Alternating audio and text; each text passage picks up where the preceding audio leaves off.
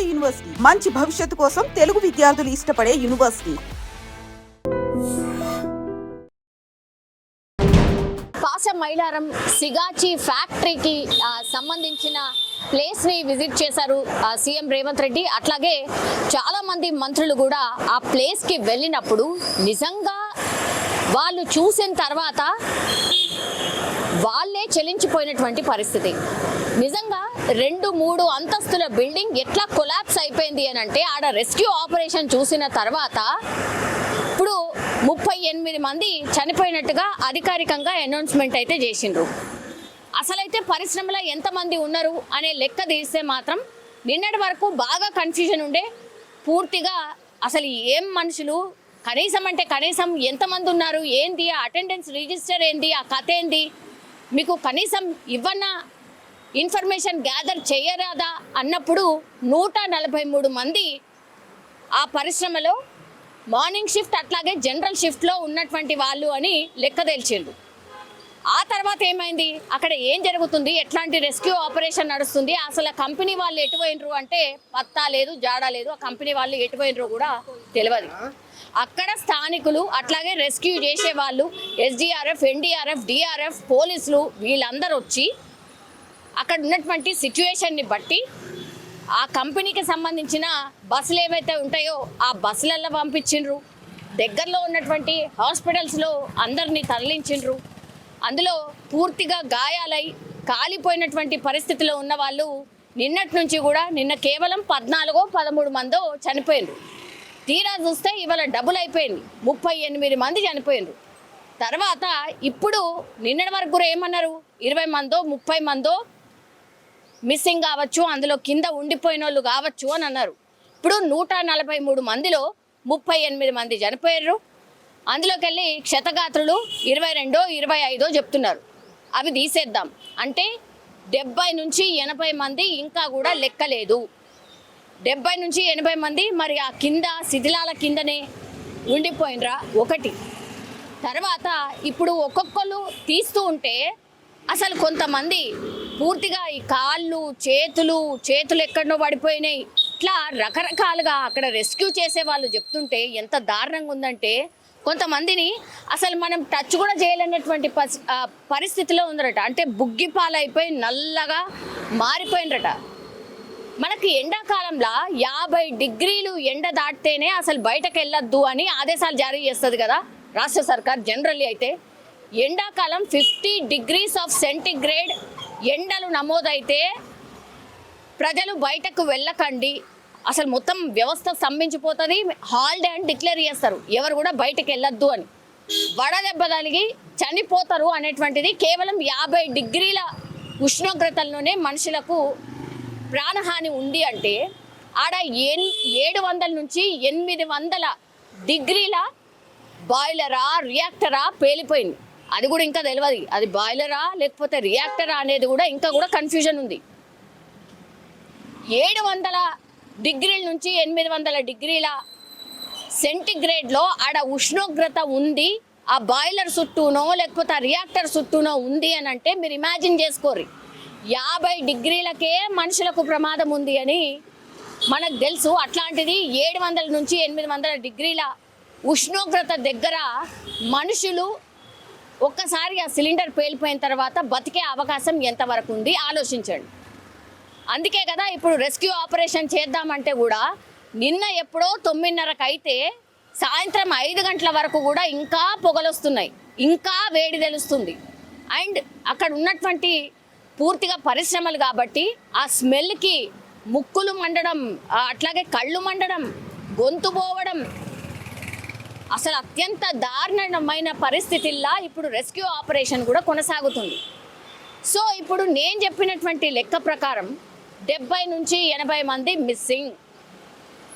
అందులో ఒక యువజంట కూడా పాపం అందులో పనిచేసే వాళ్ళు ఆంధ్రప్రదేశ్కి సంబంధించిన వాళ్ళట, వాళ్ళిద్దరు కూడా మిస్ అయినరు, వాళ్ళ జాడలేదు. ఇక ఒడిస్సా, ఉత్తరప్రదేశ్ బతకడానికి వచ్చిన వాళ్ళైతే వాళ్ళు ఎవరేం చెప్తలేరు, మా వాళ్ళు ఏడుకోయినరో తెలుస్తలేదు, లిస్ట్ ఒకసారి చూడండి ఈ పేరుందా అని పోలీస్ అఫీషియల్స్కి అక్కడ కనబడ్డే వాళ్ళందరికీ కూడా అడుగుతున్నటువంటి పరిస్థితి. అత్యంత దారుణమైన సిచ్యువేషన్ అక్కడ కనిపిస్తుంది. అందుకే కదా ముఖ్యమంత్రి గారు అట్లాగే మంత్రులు కూడా పోయినరు. మొత్తం అక్కడ ఉన్నటువంటి అధికార వ్యవస్థని పూర్తిగా క్వశ్చన్ చేసిండు ముఖ్యమంత్రి. అసలు మీ అధికారులందరూ ఏం చేస్తున్నారు? మీరు అసలు ఏమైనా తనిఖీలు చేసిండ్రా? పరిశ్రమలల్లో తనిఖీలు చేసి ఎన్నాళ్ళయింది? అసలు మీకేమన్నా చిత్తశుద్ధి ఉందా, సీరియస్నెస్ ఉందా అని ప్రశ్నల వర్షం కురిపించిండు. అట్లాగే ఎక్స్గ్రేషియా కూడా అనౌన్స్ చేసిండు. అది కోటియా లేకపోతే ఇంకోటా, సరే అది వదిలేద్దాం.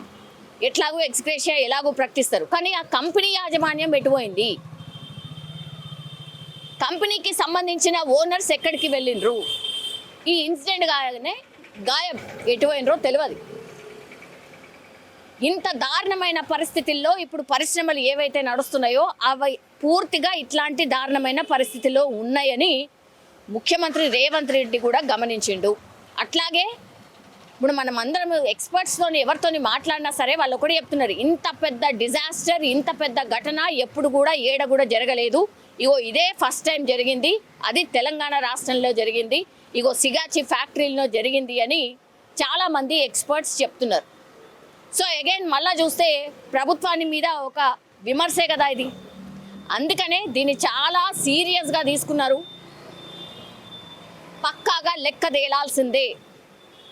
ఎవరెవరైతే మిస్ అయినరో, అసలు ఆ ఫ్యాక్టరీలో ఎంతమంది ఉన్నారో, ఏదేదో మీ ఇష్టం వచ్చిన లెక్కలు మాకు చెప్పకండి.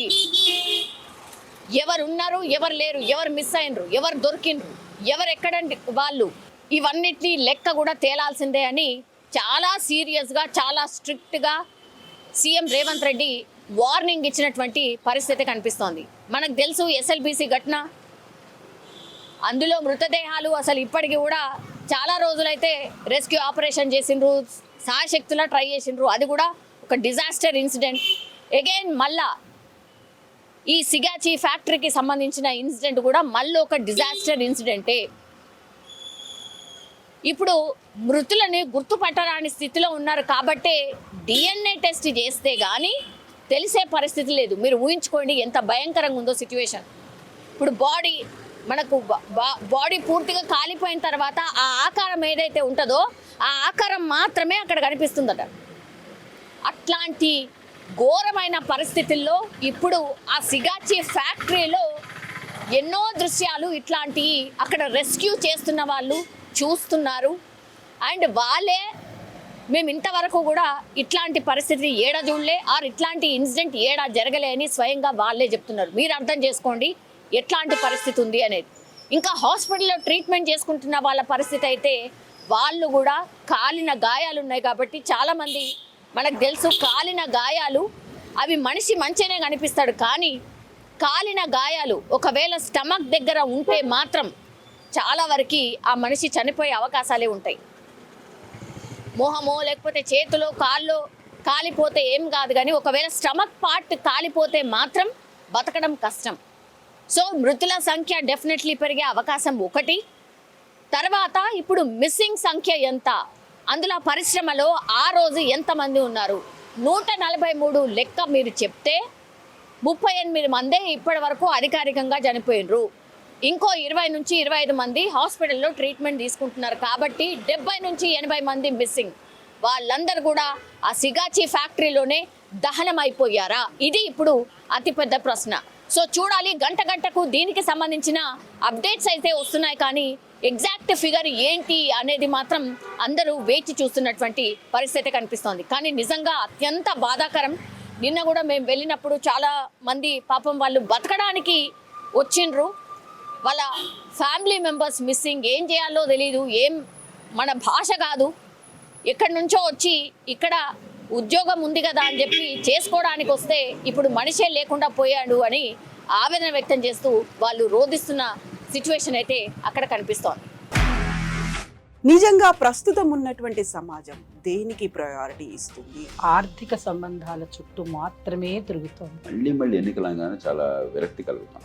మంచి అనిపిస్తుంది కదా, లేడీస్ కూడా ఛాలెంజింగ్ జాబ్స్ చేసినప్పుడు చాలా బాగుంటది. ట్రాఫిక్ అసిస్టెంట్స్ గా నియమించిన ట్రాన్స్జెండర్స్ అందరితో సాల్యూట్ చేయించుకుంటున్నారు. ఫుడ్ డెలివరీ ఇవ్వటానికి వెళ్ళినటువంటి డెలివరీ బాయ్ అనిల్ పై కళ్ళ ముందు